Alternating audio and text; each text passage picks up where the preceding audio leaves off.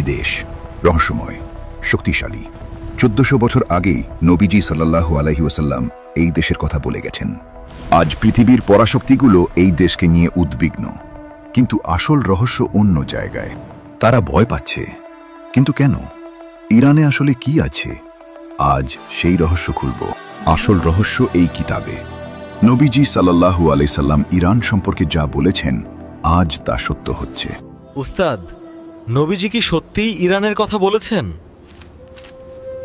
1400 বছর আগে? শুধু ইরান না, খোরাসান, ফারস, আজারবাইজান সব নবীজি চোর বলে গেছেন স্পষ্টভাবে।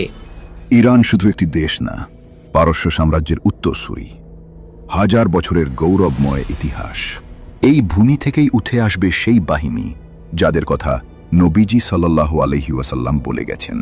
সেই পতাকা, সেই বাহিনী, সেই মুহূর্ত, সময় ঘনিয়ে আসছে। নবীজি ইরান সম্পর্কে এমন কিছু বলেছেন যা শুনলে বুক কাঁপবে। চলুন ইতিহাসের গভীরে যাওয়া যাক। ইরান মধ্যপ্রাচ্যের কেন্দ্রে, চারপাশে শক্তিশালী দেশ, কিন্তু ইরান সবসময় আলাদা। সাইরাস দ্য গ্রেট, পারস্যের মহান রাজা, যার কথা কোরআনেও আছে, জুলকারনাইন নামে। একসময় পারস্য সাম্রাজ্য ছিল পৃথিবীর সবচেয়ে বড় সাম্রাজ্য, ইউরোপ থেকে ভারত পর্যন্ত বিস্তৃত। 637 খ্রিস্টাব্দে মুসলিম বাহিনী ইরান জয় করল। পারস্য সাম্রাজ্যের পতন হল, ইসলামের আলো ছড়িয়ে পড়ল। মানে ইরানিরা একসময় মুসলিম ছিল না, তারপর কিভাবে এত বড় মুসলিম দেশ হলো? ইসলাম গ্রহণের পর ইরানিরা ইসলামের সবচেয়ে বড় খেদমতগার হয়ে উঠল।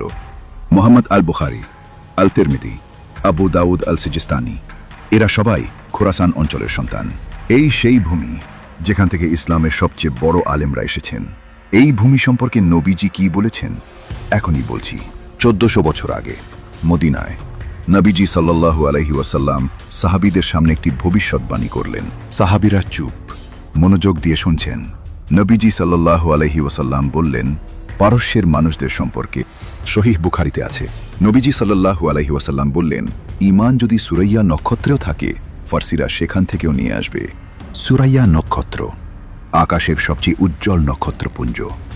নবীজি সাল্লাল্লাহু আলাইহি ওয়াসাল্লাম এই উপমা দিয়ে বললেন, সুবহানাল্লাহ, নবীজি ফার্সিদের এত প্রশংসা করলেন। এই হাদিস কি সহিহ? সহিহ বুখারীতে আছে। মুহাম্মদ আল বুখারী নিজেও ফার্সি ছিলেন। এই হাদিসের সত্যতা প্রমাণিত। নবীজি সাল্লাল্লাহু আলাইহি ওয়াসাল্লামের ভবিষ্যৎবাণী সত্য হয়েছে। ফার্সিরা ইসলামের জ্ঞানের সবচেয়ে বড় খেদমতগার হয়েছে। আরেকটি হাদিসে আছে, খোরাসান থেকে কালো পতাকার বাহিনী আসবে, তাদের কেউ থামাতে পারবে না। খোরাসান কোথায়? কেন এই ভূমি এত গুরুত্বপূর্ণ? খোরাসান একটি অঞ্চলের নাম। আজকের ইরান, আফগানিস্তান, তুর্কমেনিস্তান। এই বিশাল ভূমি, নিশাপুর, মার্ব, হেরাত, এই শহরগুলো একসময় পৃথিবীর জ্ঞানের কেন্দ্র ছিল। নবীজি সাল্লাল্লাহু আলাইহি ওয়াসাল্লাম বলেছেন, খোরাসান থেকে কালো পতাকা আসবে, সেই বাহিনীকে কেউ থামাতে পারবে না। এই মরুভূমি, এই ভূমি থেকেই উঠে আসবে সেই শক্তি যা পৃথিবী বদলে দেবে। এই পাহাড়ের আড়ালে কি লুকিয়ে আছে?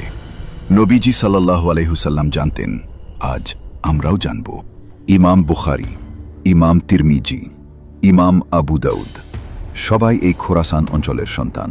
আজকের মাশহাদ প্রাচীন খোরাসানের কেন্দ্র।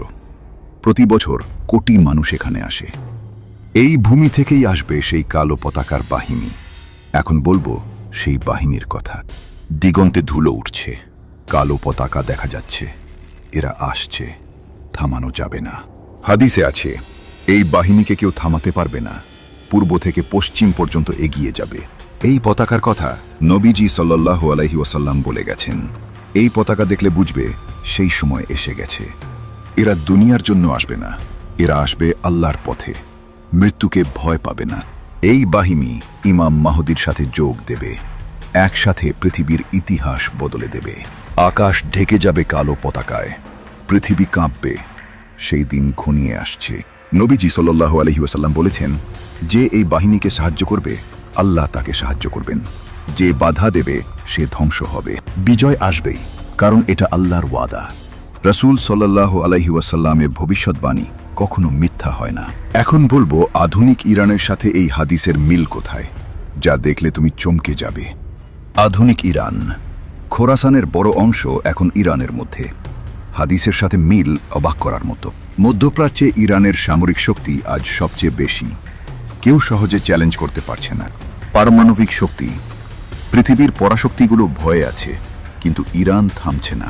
এখন সবচেয়ে গুরুত্বপূর্ণ প্রশ্ন, হাদিসে যে বাহিনীর কথা বলা হয়েছে সেটা কি ইরানের বাহিনী? হাদিসে আছে খোরাসান থেকে বাহিনী আসবে। আধুনিক ইরানের মাশহাদ প্রাচীন খোরাসানের কেন্দ্র। প্রাচীন খোরাসান আর আধুনিক ইরান দুটো মানচিত্র মেলালে মিল স্পষ্ট হয়ে যায়। আজ ইরানের প্রভাব ইরাক, সিরিয়া, লেবানন ও ইয়েমেন পর্যন্ত বিস্তৃত। তাহলে কি হাদিসের সেই অঞ্চলের সাথেই এর কোনো সম্পর্ক আছে? হাদিসে কালো পতাকার কথা বলা হয়েছে। ইতিহাসে অনেক বাহিনী কালো পতাকা ব্যবহার করেছে। তাহলে আসল বাহিনী কোনটি? কোটি তরুণ, শক্তিশালী প্রজন্ম। ইতিহাসে অনেক বড় আন্দোলন এমন তরুণদের থেকেই শুরু হয়েছে। সময় বদলাচ্ছে, ভবিষ্যৎ কি নিয়ে আসবে তা আল্লাহই ভালো জানেন। হাদিসে সেই বাহিনীর কথা বলা হয়েছে, তারা ইমাম মাহদির সাথে যোগ দেবে, কিন্তু তারা কারা তা সময়ই বলে দেবে। নবীজি সাল্লাল্লাহু আলাইহি ওয়াসাল্লামের প্রতিটি কথা সত্য। ইতিহাসে খোরাসান অঞ্চল ও কালো পতাকার কথা হাদিসে উল্লেখ আছে। অনেকেই আজ এসব মিল খুঁজে দেখছেন।